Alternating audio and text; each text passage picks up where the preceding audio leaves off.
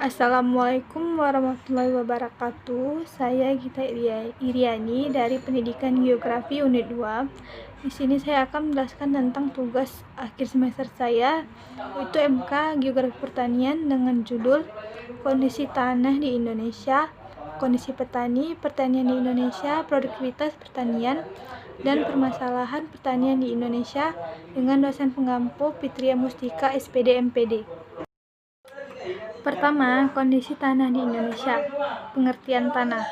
Tanah adalah lapisan bumi paling atas atau natural body yang terbentuk dan berkembang sebagai akibat bekerjanya gaya-gaya alam atau natural forecast berupa kombinasi dari iklim dan jasad makhluk hidup terhadap bahan-bahan alam atau natural material yang terletak dan dikendalikan relief di permukaan bumi dan dalam rentang waktu tertentu. Sekitar 70% tanah di Indonesia diketahui tidak subur. Secara keseluruhan, pulau di Indonesia tanahnya hanya terdiri atas multisalt atau tanah merah kuning dan gambut rata-rata memiliki tingkat keasaman yang tinggi, sehingga kurang baik untuk tanaman yang tumbuh. Meskipun memiliki tanah yang tidak subur, produksi berbagai komoditas di Indonesia cukup tinggi. Artinya, tanaman yang tumbuh di daerah tersebut tetap telah menyesuaikan untuk hidup. Selanjutnya, itu ada jenis-jenis tanah di Indonesia. Yang pertama ada regosol. Tanah ini disebut tanah muda karena horizon tanah ini belum berkembang. Bahan induk masih jelas dari piroklastik, vulkanik, atau pasir pantai. Yang kedua, ada litosol. Litosol ini sedikit mengalami perkembangan profil, menumpang langsung di bahan induk, biasanya berkembang pada relief berbukit atau pegunungan. Ketiga, ada latosol. Ini telah berkembang sehingga terbentuk profil, bahan induk dari material abu vulkanik, tuf, batu, beku intrusif atau solum dalam tekstur lempung. Yang keempat ada grumosol. Grumosol ini profil tanahnya sudah berkembang dan terdapat di bidang kilir pada kedalaman 60 cm. Selanjutnya ada potsol. Bahan induk ini terdiri dari pasir dengan kuarsa tinggi, lempung dan tub yang bersifat masam. Berkembang pada pegunungan, solum tebal, tekstur lempung sampai pasir, struktur gumpal, konsistensi lekat. Selanjutnya ada andosol. Andosol, bahan induk ini pada puncak sampai lereng atas.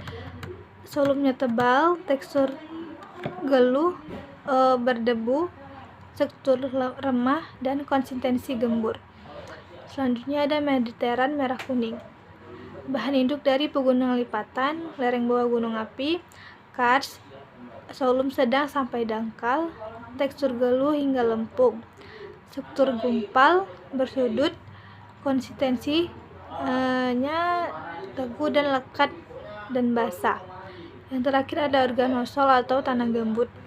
Tanah ini terdiri dari bahan inorganik yang terdiri dari tumbuhan-tumbuhan seperti rumput, rawa, horizon kabur, tekstur dan debu lempung, konsistensi tidak lekat atau organiknya kurang lebih 30%. Selanjutnya, 2 itu kondisi pertanian di Indonesia. Indonesia adalah pengekspor bahan pangan terbesar dari hasil perkebunan seperti minyak sawit mentah atau CPO, kakao, teh, kopi, dan aneka rempah-rempah lainnya. Salah satu komoditas perkebunan adalah kelapa sawit. Data Bahan Pusat Statistik atau BPS menunjukkan meskipun kenaikannya bervariasi sejak tahun 1999 hingga tahun 2008, total neraca ekspor-impor pertanian Indonesia masih bersifat positif. Kondisi tersebut terutama didukung oleh terus membaiknya kinerja subsektor perkebunan. Selanjutnya, 3. Produktivitas pertanian di Indonesia.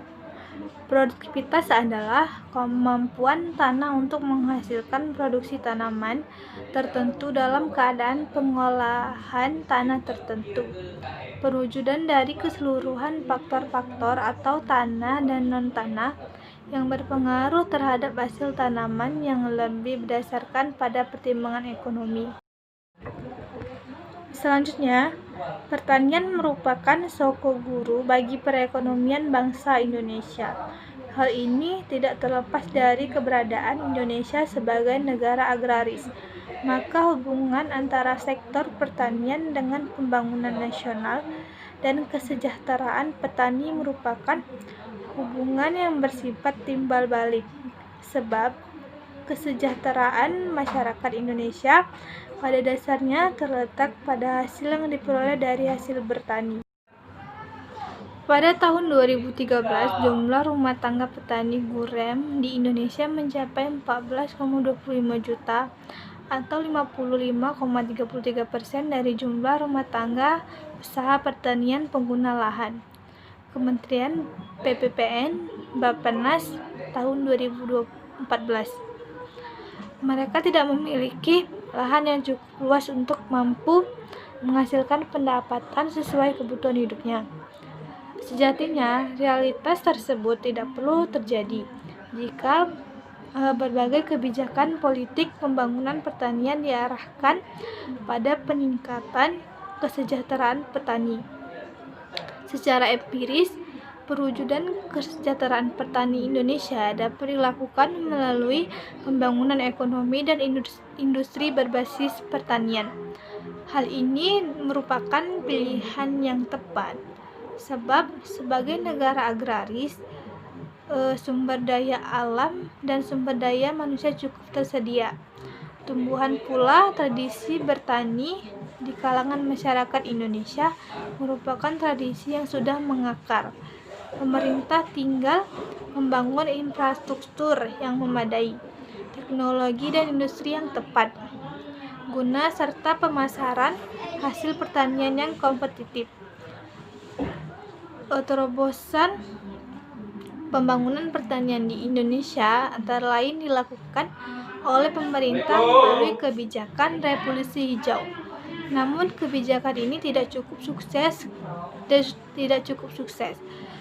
Kegagalan kebijakan revolusi hijau antara lain dipicu oleh pelaksanaannya yang bersifat terlalu mendepankan pemerintah sebagai pusat kebijakan dan peningkatan produksi sebagai panglima. Perubahan di pedesaan akibat modernisasi pertanian atau revolusi hijau ini tercermin pada statisnya tingkat kesejahteraan masyarakat. Selanjutnya, 4. Permasalahan pertanian di Indonesia.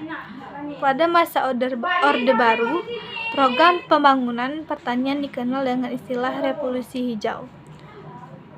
Program ini tujukan untuk peningkatan produktivitas dan produksi tanaman pangan khususnya padi untuk memenuhi kebutuhan pangan penduduk.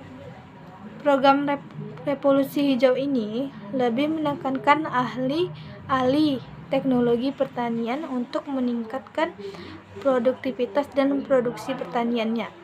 Akibat dari alih teknologi pertanian tersebut, petani menjadi bergantung, tidak mandiri, dan kelembagaan lokal banyak yang kurang berfungsi atau bahkan hilang.